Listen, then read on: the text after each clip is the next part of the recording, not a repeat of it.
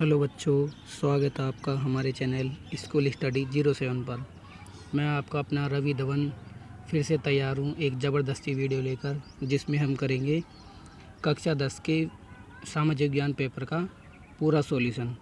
चलिए आइए बच्चों, शुरू करते हैं। एक बार फिर से आपका स्वागत है। गुड लक है आपको नेक्स्ट एग्ज़ाम्स के लिए। ये रहा आपका बोर्ड पेपर माध्यमिक परीक्षा 2024। इसके लिए आपको मिले थे 3 घंटे और 15 मिनट। आपके टोटल नंबर थे 80। चलिए शुरू करते हैं। पहला प्रश्न था 1871 में राजा विलियम प्रथम को किस देश का सम्राट घोषित किया गया। ठीक है, इसका आपके उत्तर है जर्मनी। पहले प्रश्न का उत्तर होगा जर्मनी। पहले प्रश्न का उत्तर क्या होगा? जर्मनी।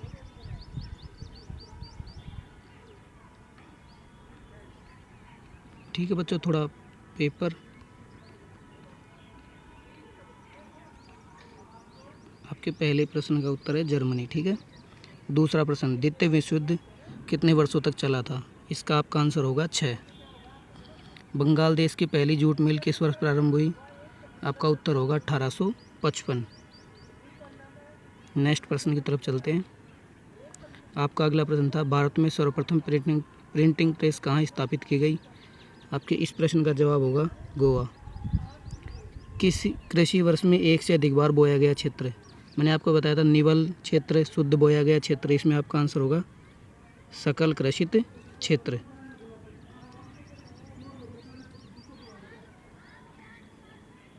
ठीक है, इसका आंसर हमने कर लिया था। इसका आंसर होगा सकल कृषित क्षेत्र। आपका अगला प्रश्न है विश्व की लगभग कितने प्रतिशत जैव विविधता भारत में पाई जाती है। आपका आंसर होगा 8%।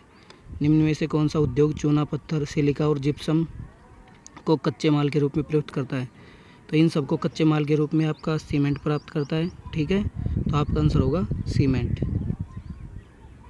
चलिए अगले प्रश्न की तरफ चलते हैं। अगला प्रश्न है वायु परिवहन का राष्ट्रीयकरण कब किया गया। तो आपका इसका आंसर होगा 1953। सामुदायिक सरकार की व्यवस्था किस देश में की गई। आंसर होगा आपका बेल्जियम। भारतीय संविधान में कंप्यूटर सॉफ्टवेयर निम्न में से किस विकल्प में आता है। तो मैंने आपको 3 सूचियाँ बताई थी। ठीक है, फिर मैंने बताया था जो भी नए विषय आएंगे, कंप्यूटर होगा, साइबर सुरक्षा होगी, उन सबको जोड़ा जाएगा अवशिष्ट विषय में। तो ठीक है, इसका आंसर होगा अपना अवशिष्ट विषय।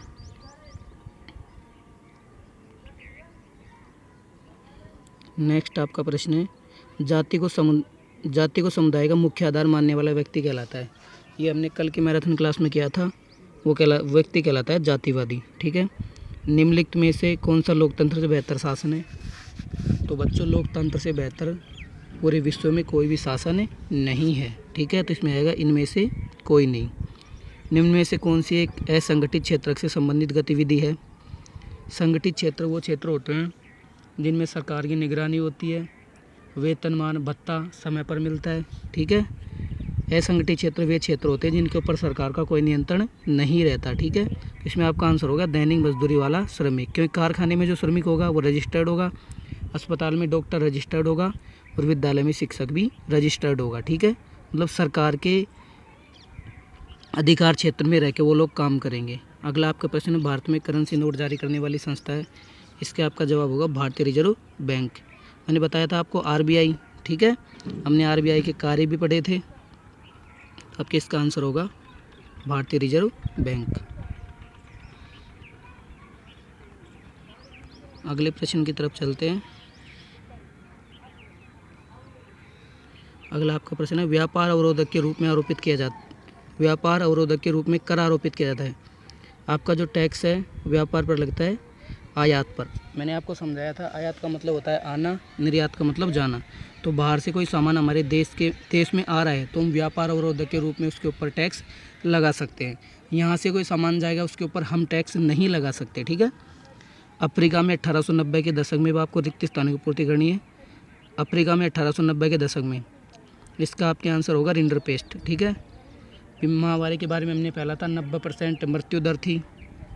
आपका अगला प्रश्न है मशीन उद्योग के युग से पहले अंतर्राष्ट्रीय कपड़ा बाजार में भारत के रेशमी और सूती उत्पादों का ही दबदबा रहता था। ठीक है, आपका अगला प्रश्न है, खादीन राजस्थान के जैसलमेर ज़िले में पाए जाते हैं। मैंने आपको समझाया था खादीन हो गया, जोहड़ हो गया आपके, ठीक है।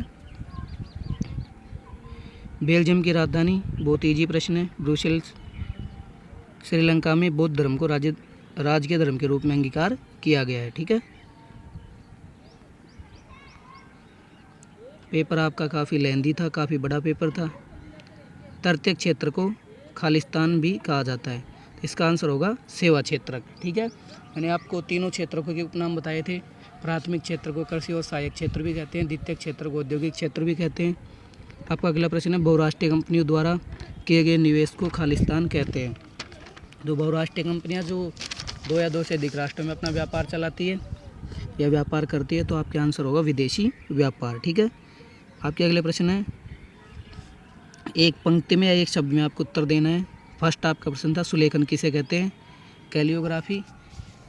यह आपके मुद्रण संस्कृति और आधुनिक दुनिया में सुलेखन जो अपने हैंड राइटिंग है, ठीक है। रोमन कैथोलिक चर्च की कुरीतियों का आलोचना करते हुए किस धर्म सुधारक ने अपनी 95 स्थापनाएं लिखी? इसका आपका आंसर होगा मार्टिन लूथर किंग जूनियर, ठीक है। रससुंदरी देवी ने हमार जीवन नामक अपनी आत्मकथा किस भाषा में लिखी? आपका आंसर होगा बंगाली भाषा में। अगला आपका प्रश्न है, जैव विविधता क्या है?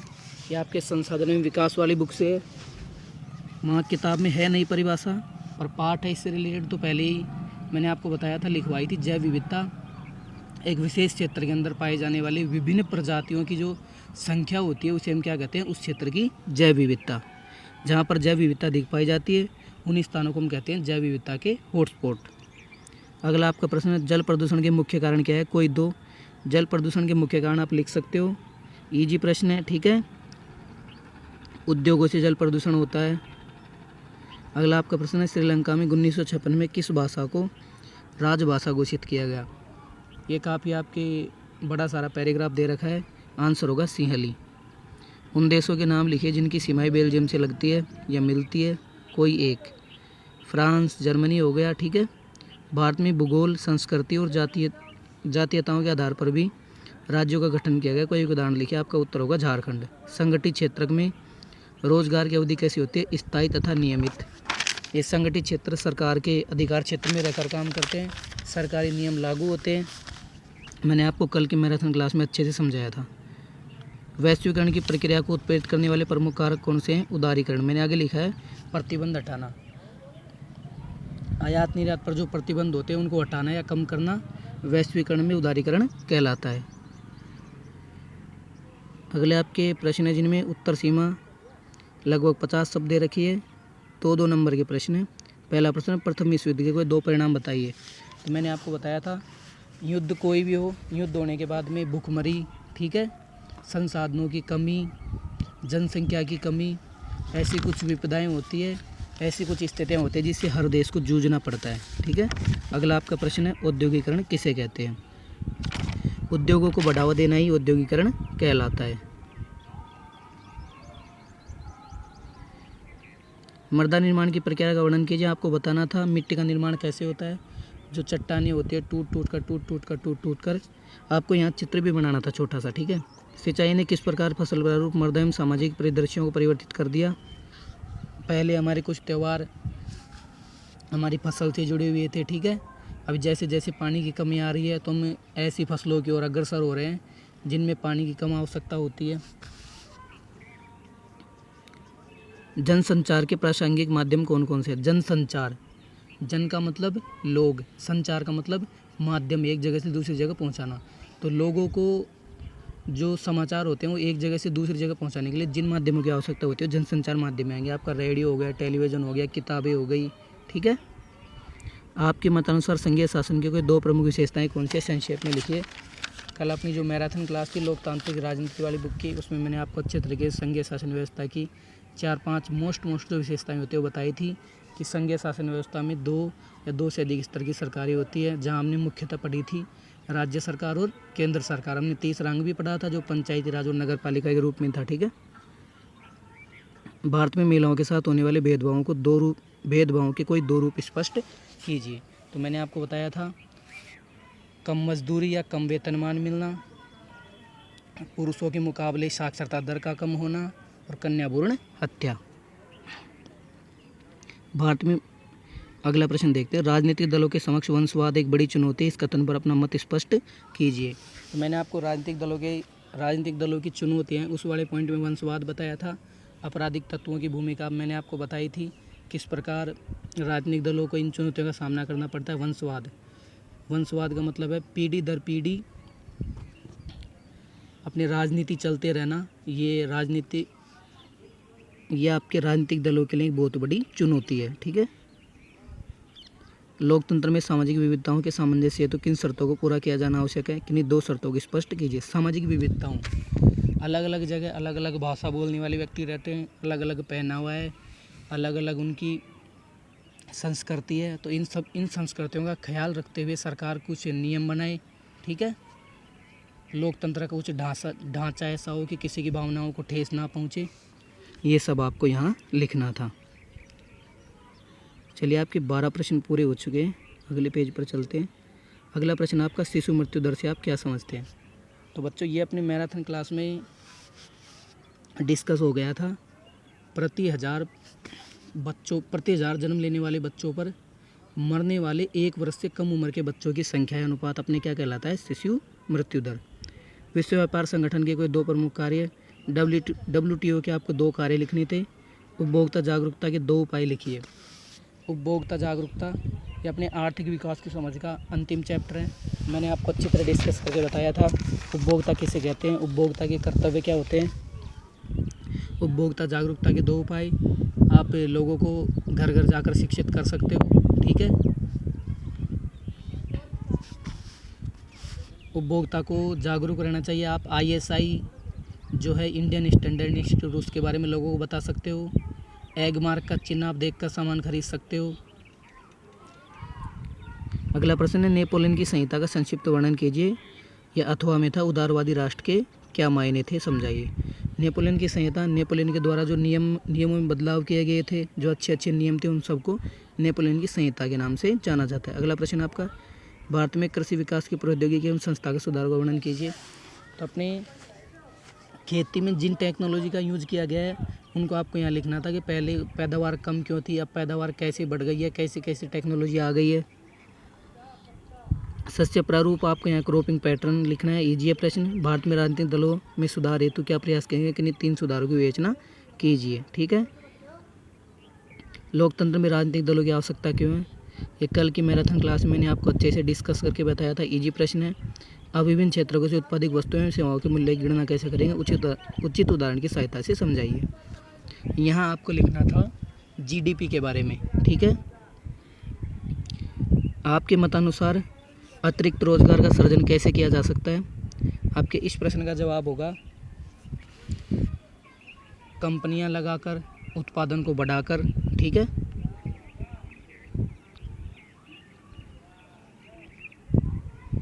भारत छोड़ो आंदोलन का विस्तार से वर्णन कीजिए। शहरों में असहयोग आंदोलन किस प्रकार फैला है, समझाइए।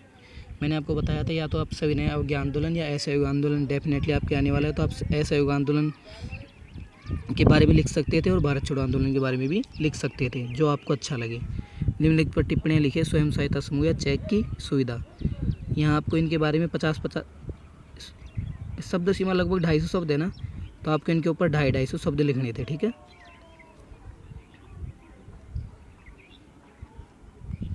आपका अंतिम पेज जिसमें आपको नक्शा भरना था। दिए गए भारत के रेखा मानचित्र में निम्नलिखित तापीय ऊर्जा संयंत्रों को अंकित कीजिए। नासिक ये आपके महाराष्ट्र में है, ठीक है। विजयवाड़ा ये आपके आंध्र प्रदेश में है। बरौनी ये आपके बिहार में है, ठीक है। बोंगईगांव ये आपके असम में है। दिए गए भारत के रेखा मानचित्र में निम्नलिखित तापीय ऊर्जा संयंत्रों को गांधीनगर ये आपका गुजरात में पड़ता है। अमरकंटक ये आपका MP मध्य प्रदेश में है। रामागुंडम आपका तेलंगाना में, ठीक है। नामरूप ये भी आपका असम में है, ठीक है बच्चों। इतनी शांति से और कंसिस्टेंट रहकर वीडियो देखने के लिए आपका धन्यवाद। ऐसे ही और पेपर सॉल्यूशन के लिए आप हमें सब्सक्राइब करिए। जय हिंद, जय भारत।